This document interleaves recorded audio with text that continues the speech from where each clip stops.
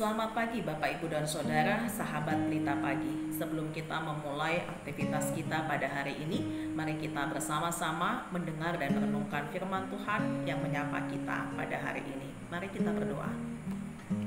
Damai sejahtera Allah yang melampaui segala akal, kiranya memelihara hati dan pikiranmu di dalam Kristus Yesus Tuhan kita. Amin.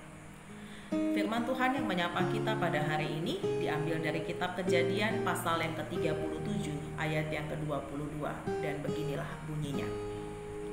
Lagi kata Ruben kepada mereka, "Janganlah tumpahkan darah, lemparkanlah dia ke dalam sumur yang ada di padang gurun ini, tetapi janganlah apa-apakan dia." Maksudnya hendak melepaskan Yusuf dari tangan mereka dan membawanya kembali kepada ayahnya. Demikian bunyinya. Bapak Ibu dan Saudara, di dalam Kejadian pasal 37 kita akan membaca kisah Yusuf dan saudara-saudaranya. Yusuf adalah putra Yakub yang ke-11.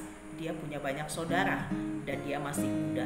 Umurnya 17 tahun, dia menggembalakan kambing dan domba bersama dengan saudara-saudaranya.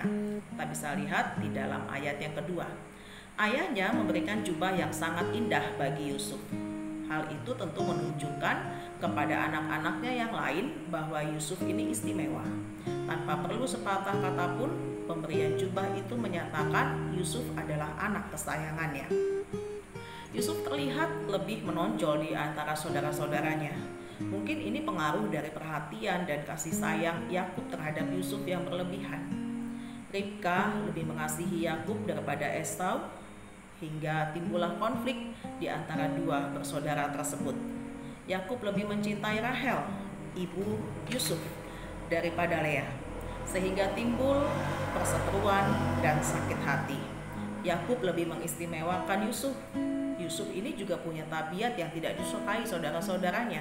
Dia suka mengadu kepada ayahnya perihal kejahatan mereka. Dan hal itulah yang membuat saudara-saudaranya membenci Yusuf. Dan kebencian itu semakin menjadi-jadi ketika Yusuf menceritakan mimpinya.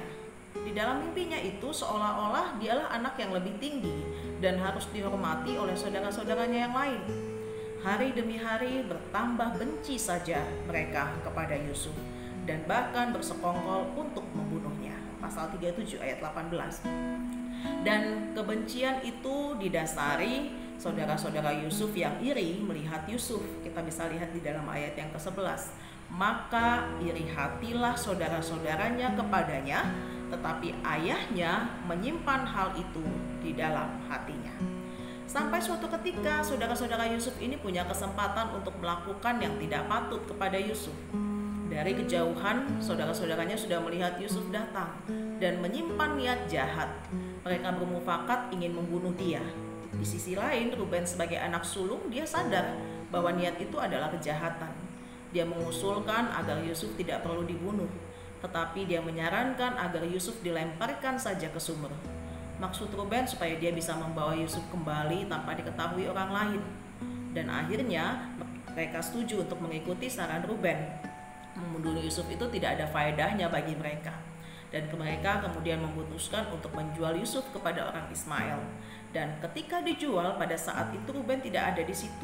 Dan sekembalinya dia, didapatinya Yusuf sudah tidak ada, dia pun menjadi bersusah hati dan mengoyakkan bajunya. Kebencian saudara-saudara Yusuf tentu bukan hal yang baik dan benar, bukan sikap yang benar. Dan Allah menginginkan kita untuk saling mengasihi. Kalau kita saling membenci, apakah kasih masih tinggal di dalam hati kita? Namun kita juga sering melakukan hal yang sama. Kita tidak suka ketika melihat orang lain itu lebih istimewa daripada kita. Dan kita menjadi sulit untuk tersenyum jika orang lain itu menjadi lebih maju daripada kita. Akibatnya kita menjadi sibuk untuk membandingkan diri kita dengan orang lain. Dan kita lupa untuk mengembangkan potensi diri kita sendiri. Dan firman Tuhan menyapa kita pada hari ini. Marilah kita belajar untuk membuang pikiran yang demikian. Janganlah buang tenaga untuk membenci sesama, tetapi pakailah untuk hal-hal yang positif, yaitu mengembangkan diri kita dengan potensi yang sudah Tuhan berikan dan titipkan bagi kita. Ingat juga apa yang Amsal 14 ayat 30 katakan, Hati yang tenang menyegarkan tubuh, tetapi iri hati membusukkan tulang. Atau Ayub 5 ayat 2 yang katakan, sesungguhnya orang bodoh dibunuh oleh sakit hati, dan orang bebal dimatikan oleh iri hati. Amin. Kita berdoa. Ya Allah Bapa kami, tolonglah kami untuk menjauhi sikap pilih kasih yang tidak sehat dalam berinteraksi dengan sesama. Mampukan Tuhan kami untuk memandang sesama kami seperti Engkau memandang mereka, dan memperlakukan setiap orang secara adil dan tanpa pilih kasih. Amin.